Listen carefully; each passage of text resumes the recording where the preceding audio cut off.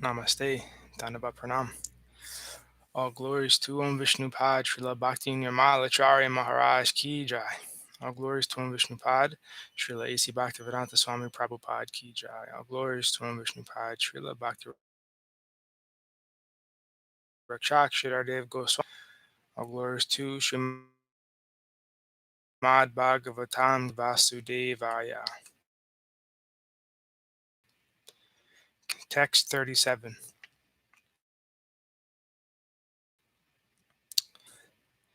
Evam sambhasya bhagavan narado vasavisutam amantriya vinam ranayan yayo yadruchiko muni. Sutta Goswami said, thus addressing Vyāsadeva, Srila Nārada Muni took leave of him, and vibrating on his Veena instrument, he left to wander at his free will. Purport. Every living being is anxious for full freedom, because that is his transcendental nature. And this freedom is obtained only through the transcendental service of the Lord. Illusioned by the external energy, everyone thinks that he is free, but actually he is bound up by the laws of nature. A conditioned soul cannot freely move from one place to another on this earth, and what to speak of one planet to another. But a full-fledged free soul like Nārada, always engaged in chanting the Lord's glory, is free to move not only on earth, but also in any part of the universe, as well as in any part of the spiritual sky. We can just imagine the extent of the unlimitedness of his freedom, which is as good as that of the Supreme Lord. There is no reason or obligation for his traveling, and no one can stop him from his free movement. Similarly, the transcendental system of devotional service is also free. It may or may not develop in a particular person, even after he undergoes all the detailed formulas. Similarly, the association of the devotee is also free. One may be fortunate to have it, or one may not have it even after thousands of endeavors. Therefore, in all spheres of devotional service, freedom is the main pivot. Without freedom, there is no execution of devotional service. The freedom surrendered to the Lord does not mean that the devotee becomes dependent in every respect. To surrender unto the Lord through the transparent medium of the spiritual master is to attain complete freedom of life.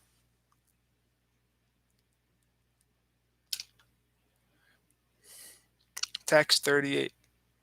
Aho devarshir danyoyam yat kirtim sarangandvana gayan madhyan idam tantriya ramyatya turam jagat. All glory and success to Srila Nārada Muni, because he glorifies the activities of the personality of Godhead. And so doing, he himself takes pleasure and also enlivens all the distressed souls of the universe. Purport. Sri Nārada Muni plays on his instrument to glorify the transcendental activities of the Lord, and to give relief to all miserable living entities of the universe. No one is happy here within the universe, and what is felt as happiness is Maya's illusion. The illusory energy of the Lord is so strong that even the hog who lives in filthy stool feels happy. No one can be truly happy within the material world. Srila Nārada Muni, in order to enlighten the miserable inhabitants, wanders everywhere. His mission is to get them back home, back to Godhead. That is the mission of all genuine devotees of the Lord, following the footsteps of that great sage. Thus end the Bhaktivedanta purports of the first canto, 6th chapter of Śrīmad-Bhāgavatam, entitled Conversation between Nārada and Vyasa. Chapter 7. The son of Drona punished. Text 1.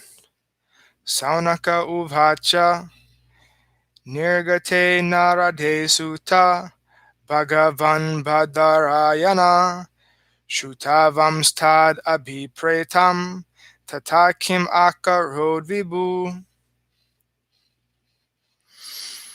Rishi Sanaka asked, O Sutta, the great and transcendently powerful Vyāsadeva heard everything from Sri Nārada Muni.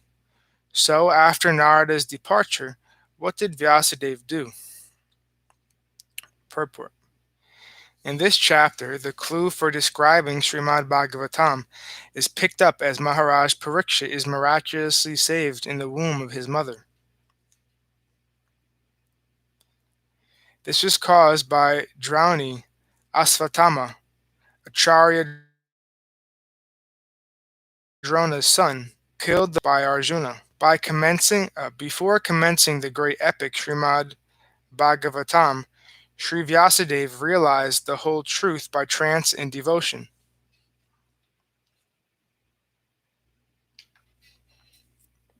Text 2. Sutta uvacha Brahma nadyam sarasvatyam ashrama paschime tate samyaprasha iti prokta Rishnam Satra Vardhana. Sri Sutta said, on the western bank of the river Saraswati, which is intimately related with the Vedas, there is a cottage for meditation at Samyaprasha, which enlivens the transcendental activities of the sages. Purport. For spiritual advancement of knowledge in a suitable place and atmosphere are definitely required. The place on the western bank of the Saraswati is especially suitable for this purpose, and there is the ashram of Vyāsadeva at Samyaprasha. Srila Vyāsadeva was a householder, yet his residential place is called an ashram. An ashram is a place where spiritual culture is always foremost. It does not matter whether the place belongs to a householder or a mendicant. The whole varnashram system is so designed that each and every status of life is called an ashram. This means that spiritual culture is the common factor for all. The brahmacharis, the grihastas, the vanaprasthas, and the sannyasis all belong to the same mission of life, namely realization of the Supreme. Therefore, none of them are less important as far as spiritual culture is concerned. The difference is a matter of formality on the strength of renunciation. The sannyasis are held in high estimation on the strength of practical renunciation. Text 3. Tasmin sva ashrame vyaso badhari sanda mandite ashino pa upasprisya pranidadhyo manasvayam. In that place, Srila Vyāsadeva in his own ashram, which was surrounded by berry trees, sat down to meditate after touching water for purification. Purport. Under instructions of his spiritual master, Srila Nārada Muni, Vyāsadeva concentrated his mind in that transcendental place of meditation.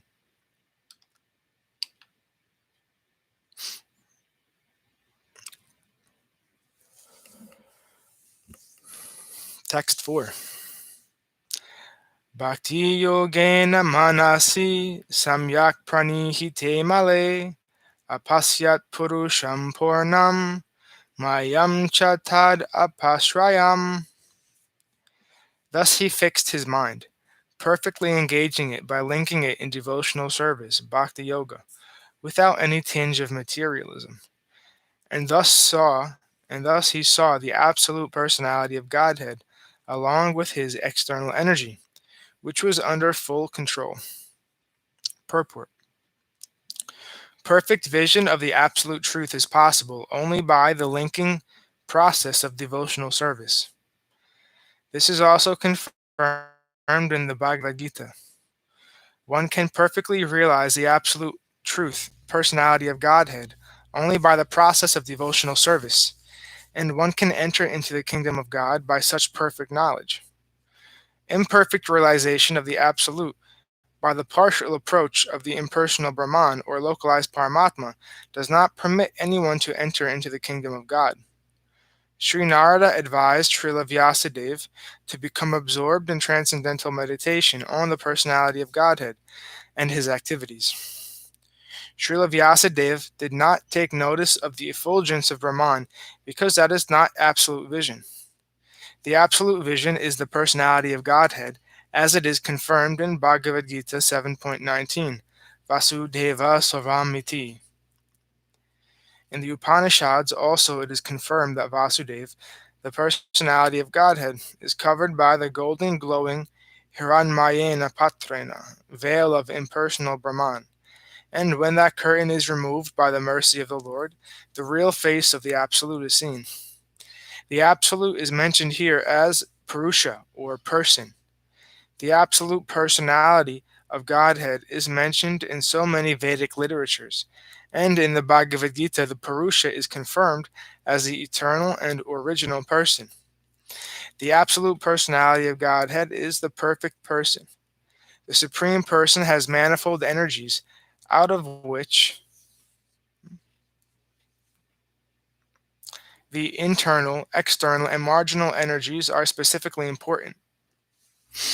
The energy mentioned here is the external energy, as will be clear from the statements of her activities. The internal energy is there, along with the absolute person, as the moonlight is there with the moon.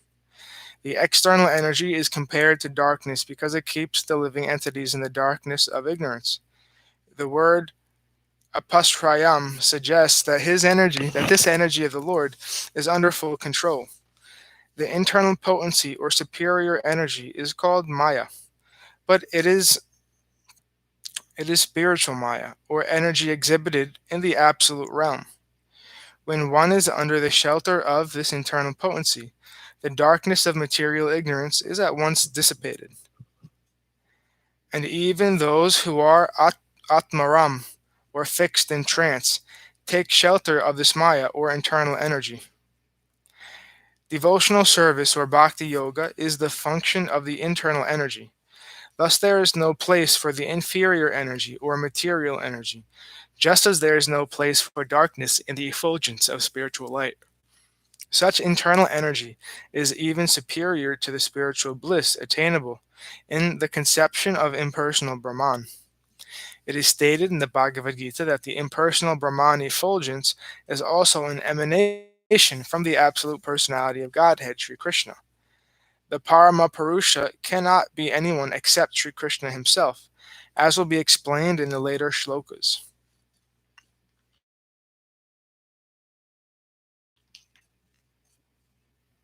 Text 5.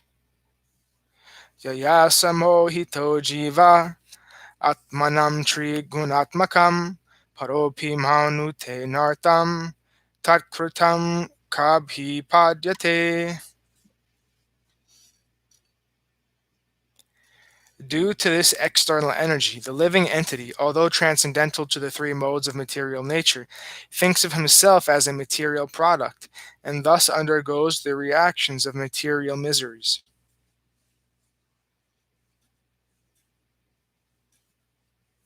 Purport. The root cause of suffering by the materialistic living beings is pointed out with remedial measures which are to be undertaken, and also the ultimate perfection to be gained. All this is mentioned in this particular verse. The living being is by constitution transcendental to material engagement, but he is now imprisoned by the external energy, and therefore he thinks himself one of the material products. And due to this unholy contact, the pure spiritual entity suffers material miseries under the modes of material nature. The living entity misunderstands himself to be a material product. This means that the present perverted way of thinking, feeling, and willing under material conditions is not natural for him. But he has normal way of thinking, feeling, and willing. The living being in his original state is not without thinking, willing, and feeling power. It is also confirmed in the Bhagavad Gita that the actual knowledge of the conditioned soul is now covered by nescience. Thus, the theory that a living being is absolute, impersonal Brahman is refuted herein. This cannot be, because the living entity has his own way of thinking in his original conditional state also. The present conditional state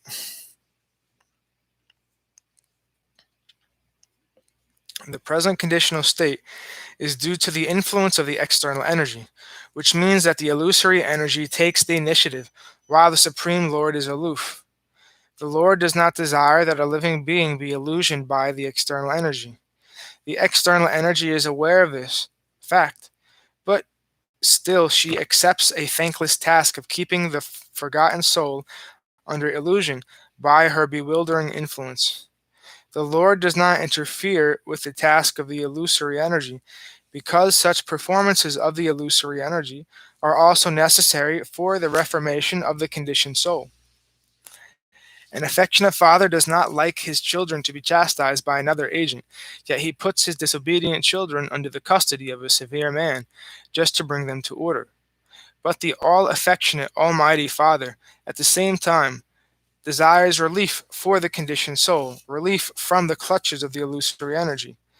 The king puts the disobedient citizens within the walls of the jail, but sometimes the king, desiring the prisoner's relief, personally goes there and pleads for reformation, and on his doing so, the prisoners are set free.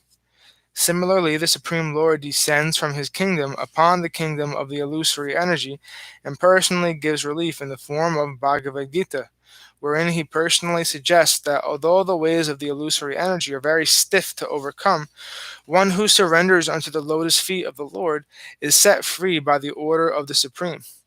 This surrendering process is the remedial measure for getting relief from the bewildering ways of the illusory energy.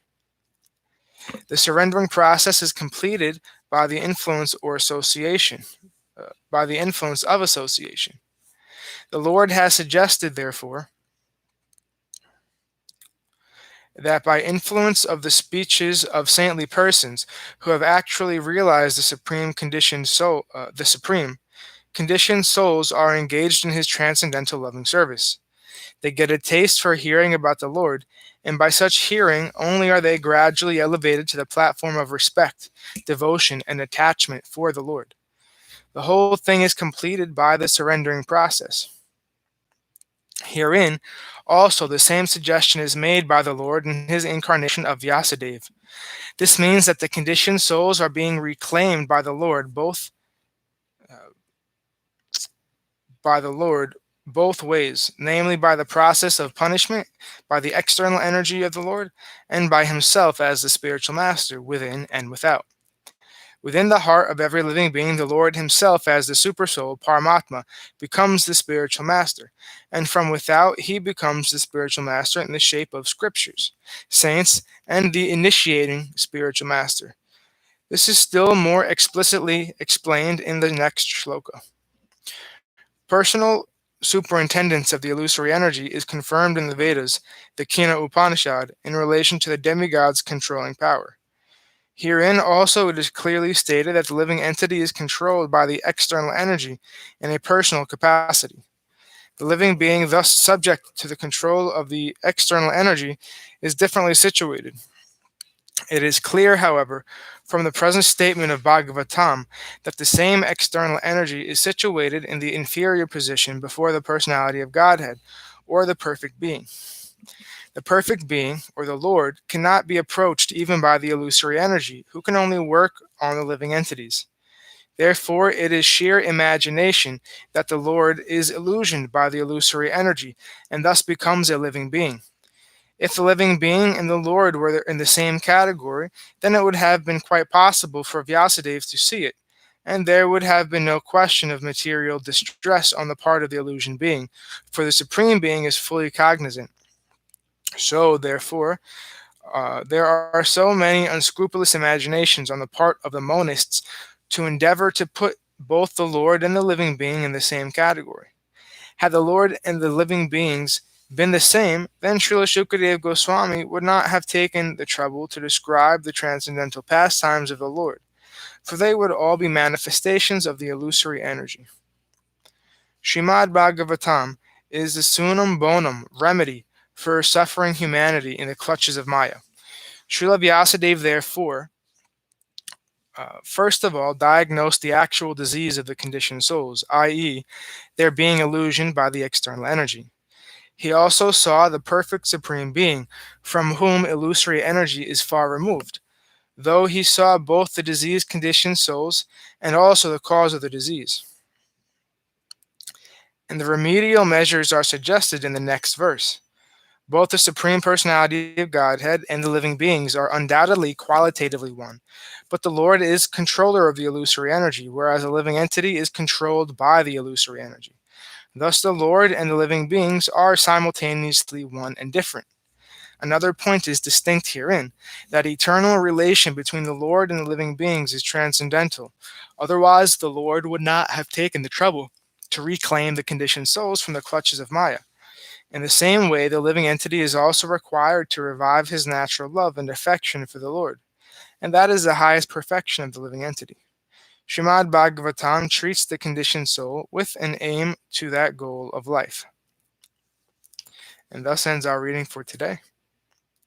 We'll continue from text 6 on Monday. All glories to Om Vishnupad Srila Bhakti Nirmala Acharya Maharaj Ki Jai. All glories to Om Vishnupad Shripad Bhakti Madhava Puri Maharaj Ki Jai. All glories to our Rupanuga Guru Varga Ki Jai. All glories to the assembled devotees, to the worldwide devotees, Bhakta Vrinda Ki Jai. All glories to Shripad Bhakti Niskam Shanta Maharaj Ki Jai. All glories to Shripad Bhakti Vigyan Muni Maharaj Ki Jai. All glories to Navadvip Dham Ki Jai. Glories to Nishingapali Dham Ki Jai. Mayapur Dham Ki Jai. Ekachakra Dham Ki Jai. Jai Jagannath Puri Dham Ki Jai. Jagannath Baladev Subhadra Juhu Ki Jai. All glories to Vrindavan Dham Ki Jai. Giri Govardhan Gupta Govardhan Dham Ki Jai. Tulsi Devi Vrinda Devi Bhakti Devi Ki Jai. Shyam Kund Radha Kund Ki Jai. Nitai Gora Hari Hari Bol.